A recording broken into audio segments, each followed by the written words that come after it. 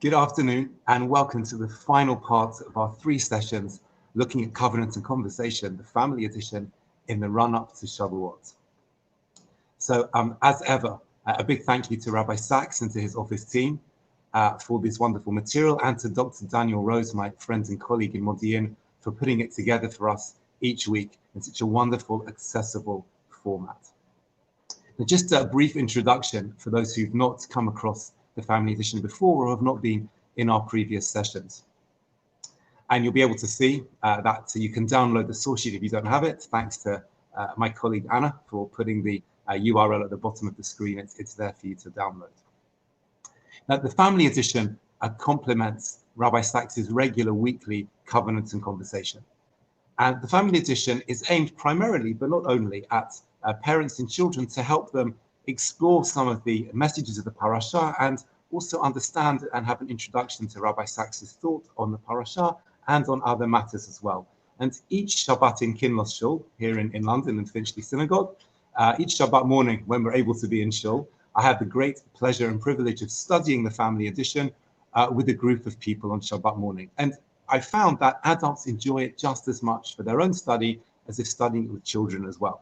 So for those reasons, given that we're in lockdown still, sadly, we're studying it online, and I hope that the magic and the wonders, thank God, of technology at least help to bring this family edition to a broad audience.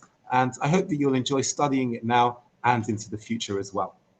That's just a little bit of background to what the family edition is, and the discussion questions and points that we'll cover in it, and why we're studying this now. And so once again, a big thanks to Rabbi Sachs and his office team, to Dr. Daniel Rose, and of course to the Wolf Foundation for facilitating the publication of this particular project. So I hope you've all got the handout. Just so you can see, it looks like this, and you can follow along on the screen. Thanks again, Anna.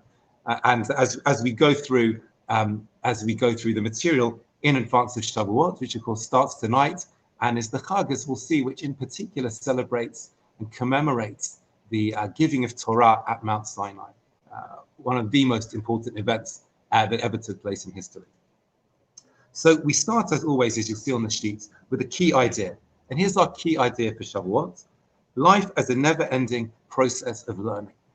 And that idea is one we're going to take with us throughout these materials, and it's going to, I hope, give us a focus point for all of the various materials that we're going to cover. By the way, at any stage during the broadcast, if there are any questions you'd like to ask or any points you'd like to make, please do put them into the comments, and I'll do my best, if I can, to respond to them within the times that we have. So first of all, we look at, as is the case each week, at Shavuot in a nutshell. We normally look at the parasha. Here we're doing something slightly different, which is looking at a Chag, looking at one of our holy days. And so the nutshell is a little bit bigger than the parasha nutshell would normally be. But let's just quickly run over, just to help us review what Shavuot commemorates. So Shavuot, which is celebrated on the 6th, and in the diaspora on the 7th day of Sivan as well. So 2 days in the diaspora, 1 day in Israel. In the Jewish calendar, is known primarily as the celebration of the giving of the Torah by God to the Jewish people at Mount Sinai. It's one of the Shalosh Regalim, the 3 foot festivals. When I was a kid, we never could figure that out. It sounded like an egg and spoon race or something similar. But perhaps the 3 pilgrim festivals, because pilgrims, so to speak, if I can use that term, would walk from around the land of Israel and beyond. They would travel to Jerusalem, to the temple, on the 3 pilgrim festivals, which of course are Pesach, Shavuot, and Sukkot. So those 3 are linked together. Of course, Pesach and Sukkot are 7 days in Israel, 8 days in the diaspora. Shavuot, different in this, at least in terms of timings, because it's 1 day in Israel and 2 days in the diaspora. And of course, as we'll see later on, that means that this Shabbat in Israel, the reading of the Torah is the Parashat Naso, because it's Shabbat, just Shabbat, whereas in the diaspora, such as here in London, it will be the 2nd day of Shavuot, and we've got the Torah readings for that day. We'll be reading Megillat Ruth, etc. And of course, these things can be read in a mahzor at home or a chumash at home, even though we are unable, sadly, to be in shul. So let's continue about Shavuot in a nutshell. Shavuot means weeks. and it referring to the 7 weeks from the Exodus until the people arrived at Mount Sinai. These weeks parallel the Sfirat HaOmer, the counting of the Omer period between Pesach and Shavuot. So we have another link between Pesach and Shavuot because there is this time of counting between them. Okay? And somehow Shavuot in some way is a culmination, perhaps through the giving of Torah, of what happened in Egypt at the Exodus. And again, we will see this in a moment. On Pesach, we received physical freedom from slavery. On Shavuot, we received our greatest covenant, the Torah, which gave us our mission as the Jewish people. Famously, on Shavuot, we read the description in Parashat Yitro, from Shemot, the book of Exodus, chapters 19 and 20, of the revelation at Sinai, including the Ten Commandments, as well as the book of Ruth, which charts Ruth's journey into Judaism and the land of Israel. Just like the Jews at Mount Sinai became Jewish, so to speak, by accepting the Torah and the covenant which God made with them, so similarly, Ruth went on her own Jewish journey from Moab, which was a land of our enemies, particularly in the time of Judges when the book of Ruth is set. And despite very difficult circumstances, she too went on a journey, not just a physical journey, but a spiritual journey as well. And she joined the Jewish people. And that's one of the reasons that we also read the book of Ruth on Shavuot, because here is one of the great examples in our history of somebody who in a most miraculous and wonderful way accepted the covenants of Judaism and became a Jew. Now, Shavuot has several additional names which express its other themes. The first, Chag HaKatzir, the festival of the harvest, stresses its links to the harvest. And some of the most famous Shavuot songs, particularly in modern times, talk about some of these ideas. In temple times, the Shtei HaLechem, an offering of 2 loaves from the new crop of wheat, was brought on Shavuot in the temple. Once again, showing our thanks to God for agriculture and for the harvest which we have. The second, Chag HaBikurim, refers to the practice of Shavuot of bringing the first fruits offerings, called Bikurim, to the temple, from the fruits from which the land of Israel is praised, such as grapes and pomegranates. The Torah in chapter 8 of the book of Devarim lists these various kinds, and these are fruits which are particularly praiseworthy in the context of the land of Israel. And the third is Zman Matan Toratenu, the time of the giving of Torah, perhaps the most famous reference to what Shavuot is about. Shavuot also has its own resonant and ancient customs, many of which relate to that third additional name, Zman Matan Toratenu. These include eating dairy foods, studying Torah during the first night of Yom Tov, the Tikkun Leil Shavuot. Our sources teach us that the Tikkun, the repair that needed to be made here, was that on the morning of the revelation, it seems that some of the people overslept. So therefore, we don't go to sleep. We stay up and show our eagerness and our alacrity to want to receive the Torah. Of course, if you are able to stay up with lots of coffee and ice cream to help you, that definitely is a bonus. But this is behind the practice of staying up through the night. So we learn through the night in anticipation of Shavuot, and then as best we can, even if a bit bleary-eyed in the morning, we daven at an early time to show our acceptance of Torah. And in fact, this year, there's really no reason why a person couldn't do the Tikkun Leil Shavuot at home. It might, of course, be more difficult, either by oneself or in a setting with a few other people. But in some way, we can keep this practice by staying up a bit later and learning, and perhaps getting up a little bit earlier than we would do otherwise, and davening and learning something, even if it's just reading a Jewish book. I shouldn't say just, if it's reading a Jewish book, if it's learning through some more of this covenant and conversation, whatever it might be, these are good and significant ways of maintaining that practice. And of course, the study of Torah is throughout the festival, and we're also familiar with the practice of decorating the synagogue and the home with flowers. This year, if you can access flowers safely and legally, then a lovely way to keep Shavuot in our minds and to fulfill that minhag. Or if you're looking for some arts and crafts, even making paper flowers is a good activity, just to bring a little bit of Shavuot into the house. And all of these customs link us back to our national experience at Mount Sinai. Now, in Israel this Shabbat, as we noted, since Shavuot is finished, the Torah reading is from Parashat Naso. And this has, I think, a very resonant link also to Shavuot, because it contains the text of Birkat Kohanim, the priestly blessing, Yivarechecha Hashem v'yishmerecha, etc. And in Ashkenazic diaspora communities, Birkat Kohanim is only practiced on Yom Tov. In Israel, of course, many parts of Israel, it's practiced every day, because the land of Israel is a place of spiritual and we hope physical simcha, and you have to have Birkat Kohanim in a feeling of simcha, of happiness. Birkat Kohanim is one of our most ancient blessings, coming directly from the Torah and the revelation at Sinai. The calendar this year provides thereby a link between Israel and the diaspora through Birkat Kohanim. Of course, I think that's a nice link to have, that even though we are on different days of the calendar, so to speak, nonetheless, even in isolation, there are practices which unite us as they have done throughout the centuries and throughout the generations. So to summarize, Shavuot in a nutshell is a festival which is celebrated on the 6th, and in the diaspora, the 6th and the 7th days of Sivan. It's one of the Shalosh Regalim, the 3 pilgrim festivals linked with Pesach and Sukkot. And it commemorates harvest, it commemorates first fruits, and of course, in particular, the giving of Torah at Har Sinai.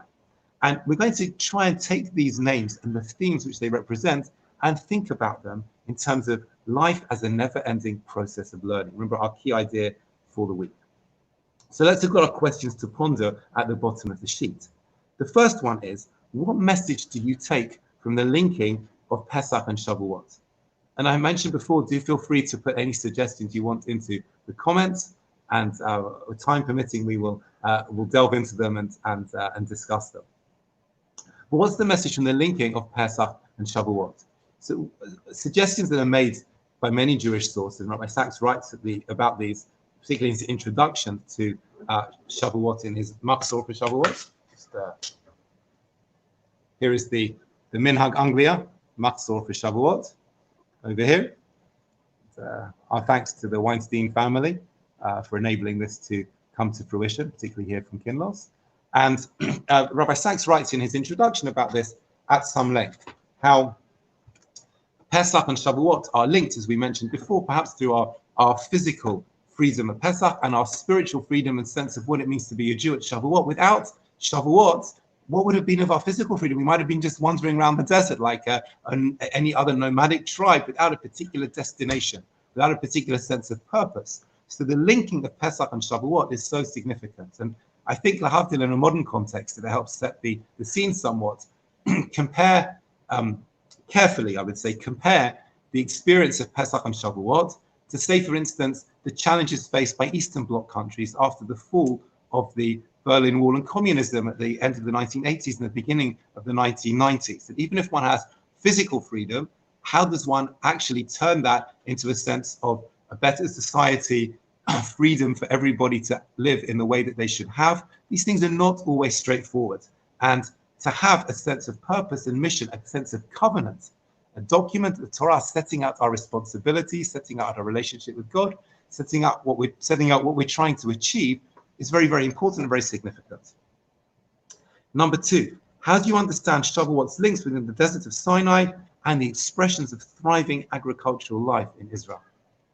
So, of course, there's a massive contrast between the barren deserts of Sinai and the agriculture which is celebrated in Israel, was celebrated on Shavuot. And, of course, this brings together 2 important mountains in our history, very important mountains. One is Mount Sinai, the other is the Temple Mount. Mount Sinai lost its sanctity, so to speak, after the revelation. In the book of Kings, the first book of Kings, around chapter 19 and 20, Elijah, of course, one of our great prophets, does go back to Mount Sinai, but he doesn't stay there for long, and God appears to him and says, you've got to go back to the lands of Israel and the surrounding areas, and you've got missions to do. You've got to charge Elisha, the prophet who will work alongside and after you, amongst other things that you need to do. And so Mount Sinai is a very temporary form of sanctity. The Temple Mount, though, has sanctity, as we've discussed in other programs on the US streaming channels. We've discussed has great sanctity forever. And every year, agricultural produce would be brought, as we said, to the Temple Mount, to the temple, and celebrate the agricultural bounty of the lands of Israel. And perhaps one link which is there is showing that even though Torah was given in the desert, Torah is perhaps best lived in the thriving atmosphere of somewhere like the lands of Israel. And if we keep to what the Torah says, as we read, for instance, in the 2nd paragraph of the Shema, then we should feel confident, please God, of a bountiful harvest and be able to celebrate that. So questions come in about putting on tefillin on Shavuot. Very good question. So our practice is not to put on tefillin on Shavuot because Yom Tov, which Shavuot is part of, is considered to be like Shabbat and Ot. a particular sign. That's the loose translation of what that word means. And therefore, tefillin are not put on Shavuot because we have one sign per day, so to speak, in terms of tefillin and Shabbat or Yontif. If it's Shabbat or Yontif, that's the ot for the day. And if it's a weekday, then tefillin are the ot for the day. So thank you for that question, which has just come in. Okay, let's turn the page to the second side. That's the one that begins the core idea. Hope you can see it over here.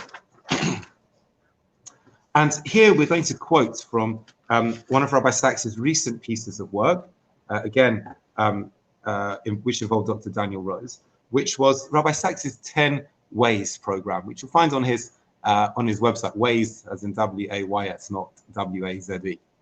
And looking at 10 particular aspects of Judaism and what they mean to us today. And it's a wonderful, wonderful study pack, both for schools and communities, if you want to explore some of the fundamentals of Judaism. And again, Rabbi Sacks's thoughts and how he approaches them.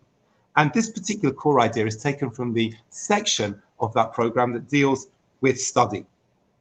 And you'll see the core idea is linking us back to this idea, our thoughts of the week, our idea of the week, which is lifelong learning. Here's what Rabbi Sacks says about lifelong learning. And let's think about it, as we'll see in the questions, to ponder in particular respect to Shavuot. So Jews are the people of the book. Famous description of us, even though we didn't give it to ourselves, but a famous description nonetheless. Talmud Torah, studying Torah, is the greatest of all the commands and the secret of Jewish continuity. Just think of that for a second. But the fact that we're doing this now, wherever you are watching from around the world, that's the secret of what makes us, thank God, survive and thrive. That we are continually involved in thinking about what it means to be a Jew, studying what it means to be a Jew, and as we'll see, putting it into practice as well. In the Shema, we are commanded, you should love the Lord your God with all your heart, your soul, and your might. Then almost immediately the Shema says,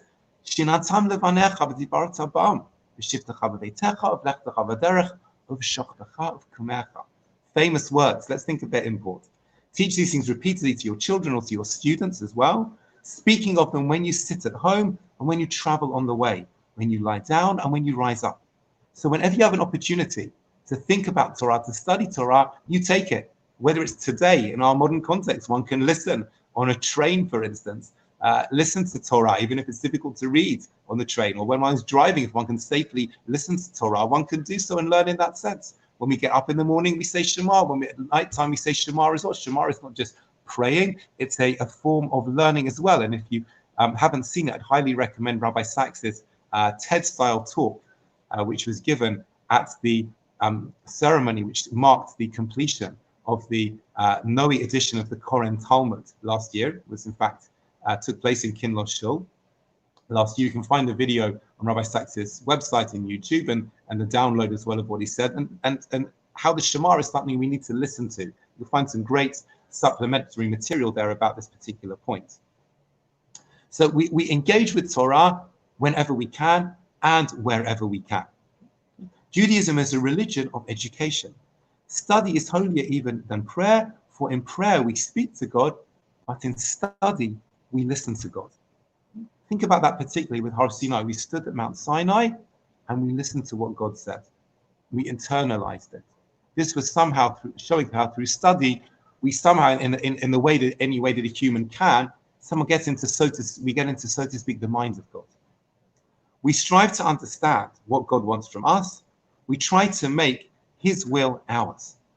For the holiest thing is God's word. The Torah, God's word to our ancestors, is our constitution as a nation, our covenant of liberty, the code by which we decipher the mystery and meaning of life. And how many people throughout the ages, non-Jews as well, have understood that message in setting up their own societies, particularly the founding fathers of the United States of America. The words of Torah span 1,000 years, from Moses to Malachi, the first and last of the prophets. For another 1,000 years, until the completion of the Babylonian Talmud, Jews added commentaries to the book. And for yet another 1,000 years, they wrote commentaries to the commentaries. These commentaries are still being written. Rabbi Sacks says on the Siddur are an example of that.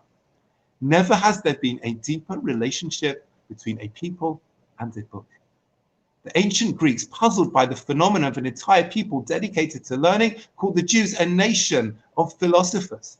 Certainly, we are called on to be a nation of students and teachers, and anybody can do this. You don't have to be officially a rabbi or an educator.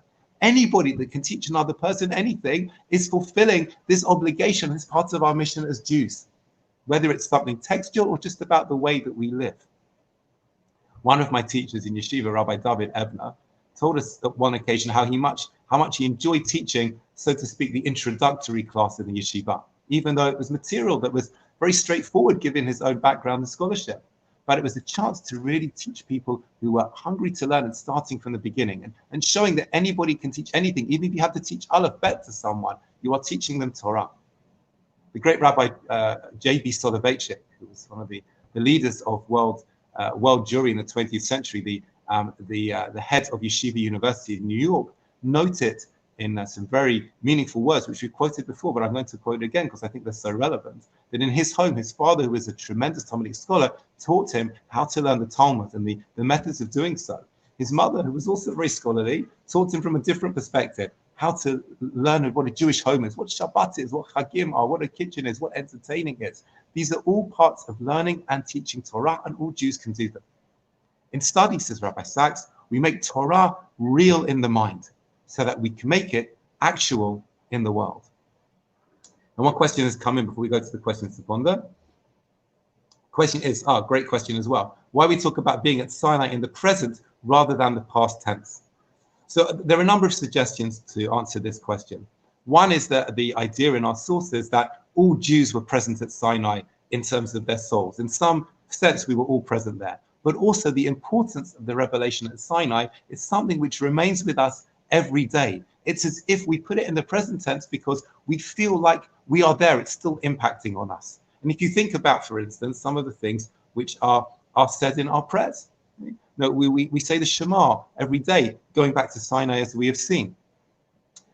We talk about God's might, which is displayed all over the world when the revelation at Sinai took place. If you look at Psalm 29, for instance, which we say on Friday night before Lechadodi, and also on Shabbat morning when we take the Sefer Torah back to the Aron HaKodesh, back to the Holy Ark, that talks about God's power resonating throughout the world when we're at Mount Sinai. It's part of our consciousness. Every time we read the Torah, we are, so to speak, reenacting in a small way what happened at Mount Sinai, and Shavuot in a bigger sense. So therefore, because Sinai wasn't just an event that took place all those years ago and just happened and that was it, but instead is an event which is relevant to us and impacts on us every single day of our lives, our rabbis put these messages into our Siddur to say, remember it, because if you say something very often, you're likely to remember it. It's likely to be on your mind. And if you talk about it as if you're there, then it's something which remains powerful and relevant to you. So these are some of the suggestions given for why we talk about Sinai in the present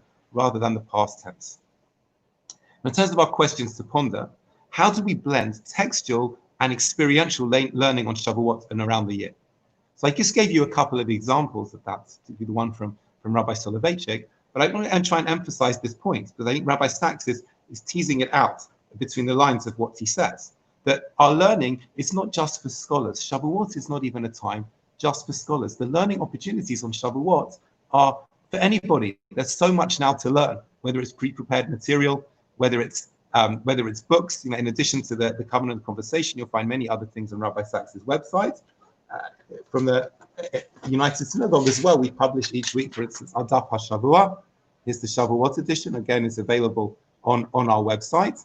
And this has learning in for everybody, and it's got some special additional elements in for Shavuot as well. So learning is something which anybody can do. And it's something which we can blend a textual sense of learning with an experiential sense of learning. Even putting flowers into your home on Shavuot is a form of learning. You're teaching about what your home represents, why Judaism is important in your home, how the values and practices of Judaism are things which you are showing to others. A Jew, by their own deportment and the way they act in the world, is also teaching Torah through their example. I remember as a child, for instance, being very scared to wear my kippah on the train, on the underground in London. I must have been 11 or 12 at the time. And I was scared about doing it. I was worried about any violence that might ensue or anything unpleasant. I remember one occasion very, very vividly when I was at King's Cross Station on the Northern Line platform going north. And I saw someone who today is one of my colleagues, one of my senior colleagues. Yeah, I'm not going to mention him because he requested that I don't do so. One of my senior colleagues, along with a couple of family members. And at the time, I didn't even know who he was. I only met him years later, but recognized him immediately because of his experience. Walking along the platform, wearing their kippot. Just wearing black kippot, nothing which was outlandish or loud or anything else. And somehow, that gave me a sense of confidence that I could do this as well. And I put on my kippah, rather than wearing a baseball cap or having nothing if I didn't have a baseball cap. And I feel like that rabbi and the family members with him taught Torah. They taught me a sense of how I should live and how I could practice as a Jew. So the textual and the experiential are really important, both on Shavuot and throughout the year as well. There are opportunities all around us all the time to do this.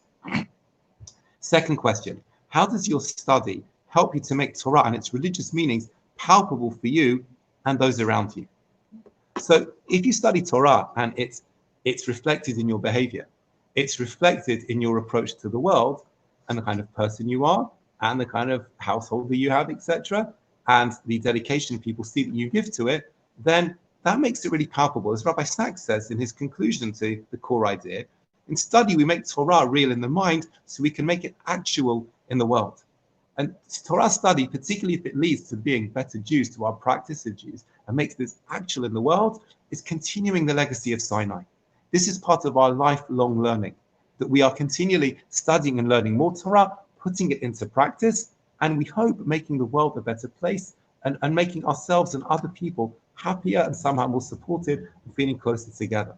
So this is a really important idea, not just about as Torah study as lifelong learning, but making sure that we can blend and make our learning palpable and make it have an impact on other people as well as on ourselves.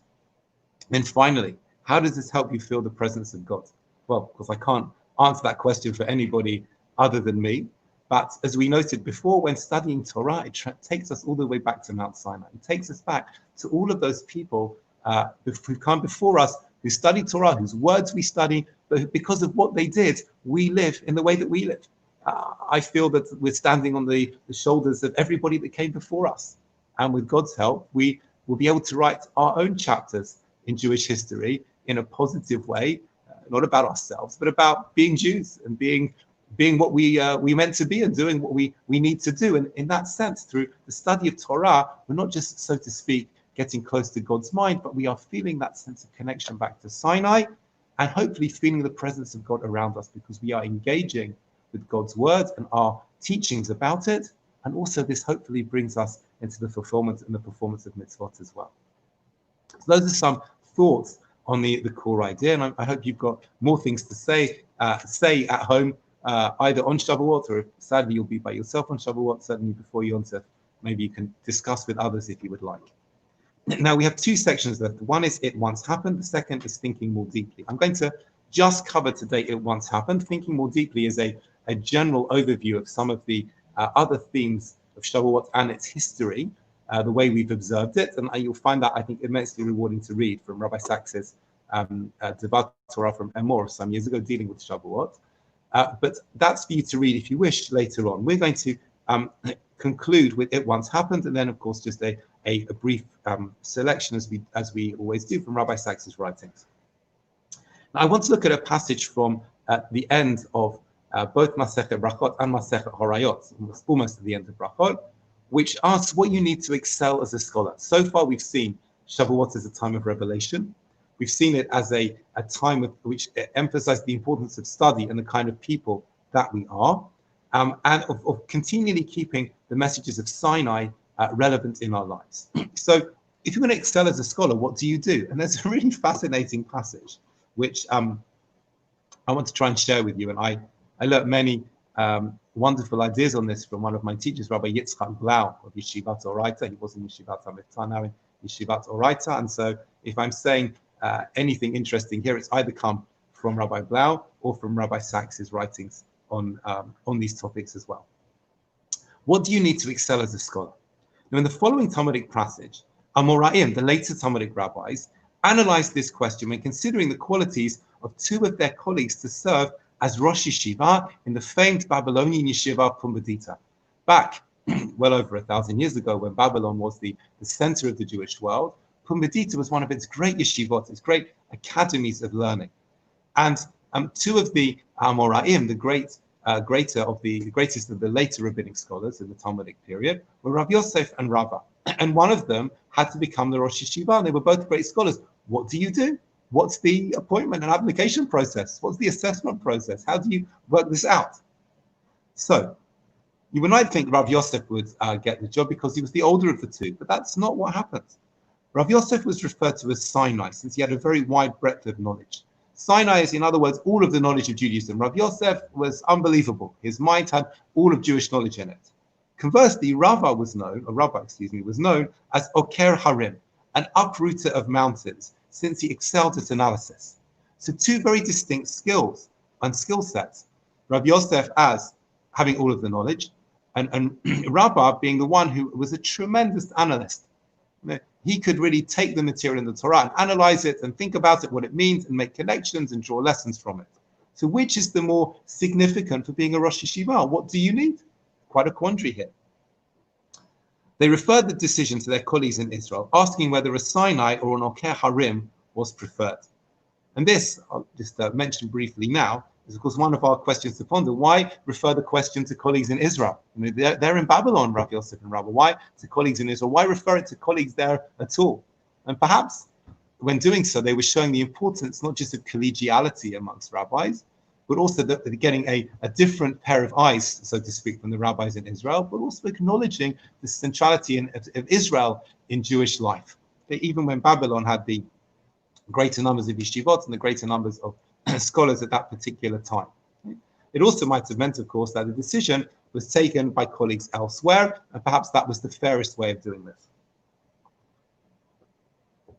Now, at the bottom of this paragraph on page 2, their rabbinic colleagues in Israel replied that a Sinai takes precedence, for all needs the master of the wheat, the one that has the knowledge of everything, the one who has gathered all the Talmudic teachings.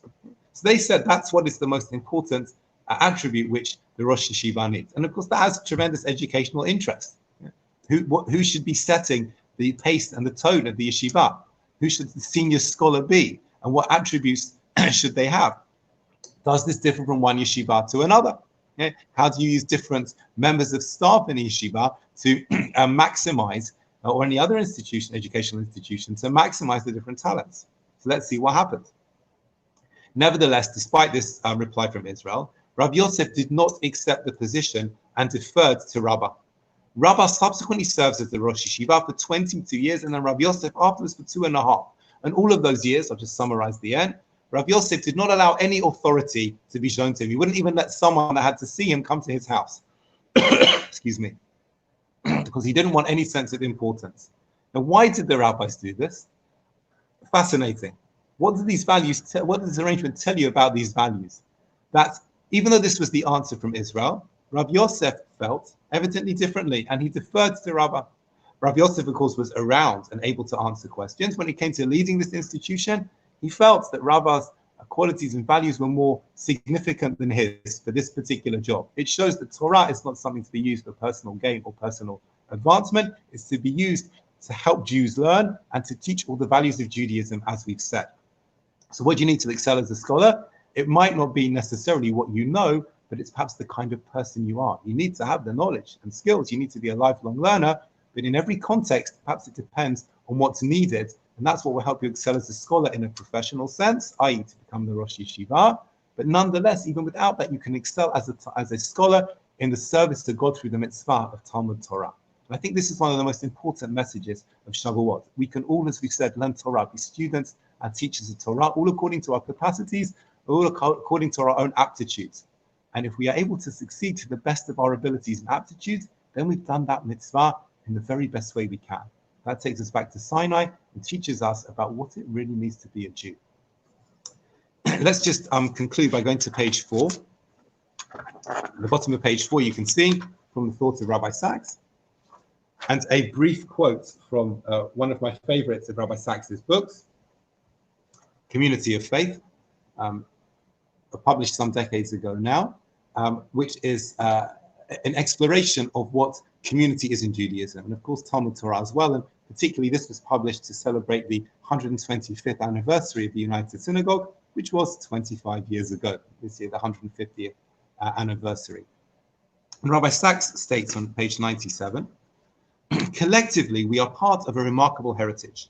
We are members of the people who followed God into the desert, accepted his word at Sinai, built his home in Jerusalem, and stayed loyal across the centuries to a vision of the right and the good in the eyes of God. The building of a vast edifice of spirituality through the sanctification of small deeds. I think this sums up everything which we've looked at today. We've stayed loyal to Torah, we've seen it's important to us, and even our quote-unquote small deeds have sanctification and have power. So to just summarize, life is a never-ending process of learning. We learned that from Mount Sinai. It has religious importance as well, not just intellectual, academic importance.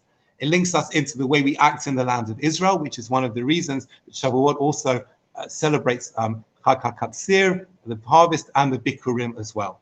And it, of course, links us from Mount Sinai to the land of Israel, where we can live most fully as Jews. We've seen the importance of Talmud Torah throughout the generations, how we can all be teachers and students, each in our own way and according to our own capabilities. And we've seen some of the qualities which we need to excel as a scholar, doing so l'shem shamayim, for the sake of heaven, for the mitzvah of Talmud Torah, and for what it means to live as a Jew. So I'd like to thank you for joining us all together today. For those who've been in the previous sessions, I hope you've enjoyed those and enjoyed this one as well. I hope you will now want to learn Covenants and Conversation either in its regular format or in the family edition format every week. And particularly for Shavuot, you will have some wonderful and inspiring, uplifting material. We pray to God for continued health and safety for everybody around the world, and that please God, this Shavuot, for us, Lanu, L'chol Beit Yisrael, and all the house of Israel, it should be a time of blessing, a time of refreshment, both spiritually and physically, and Shabbat Shalom, and Chag Sameach to you all. Thank you again.